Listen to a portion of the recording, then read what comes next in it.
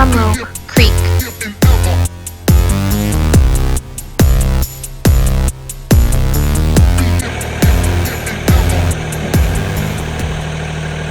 Sorry about the wind noise. It's a little breezy up here today, but had to shoot a little bit of video because I just picked this boy up a couple hours ago and brought it up. It's brand new. It's a Kubota L2502. It's got a 66-inch bucket with a cutting edge on it.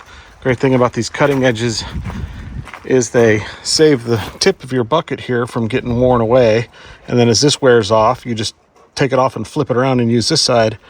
Protects your bucket, also gives you a nice edge for slicing stuff. And then I've got the 66-inch box scraper right here for doing roads, and then jammed under here is a 44-inch Pallet Forks. This is all quick detach, so I can just switch those out.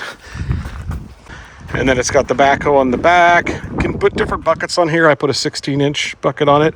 I also had them add the thumb on here, which is super cool. It's adjustable here and here to get a better angle on how you use it, but that is going to be really handy tearing up roots and stuff.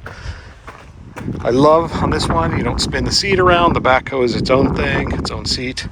This all comes off. You can stretch out the hoe and put these down and lift the back up and unbolt or unpin it and then bring the whole thing off.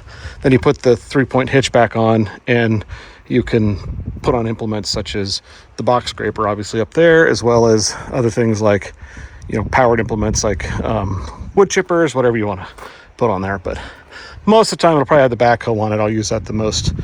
Occasionally have to work on the roads, I'll put the box scraper on and take this off. Also from the dealer before I took it is I had him add the front hydraulics here, which comes up over here, runs down into here.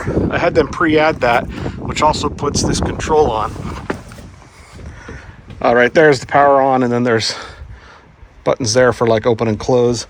Having that makes it so that when I do get a grapple or anything like that, it's just quick attach, plug in the hydraulics, and I've got full control of it, and I don't have to have all this other stuff added at a later time. So, and then I did canopy, didn't do a full enclosure.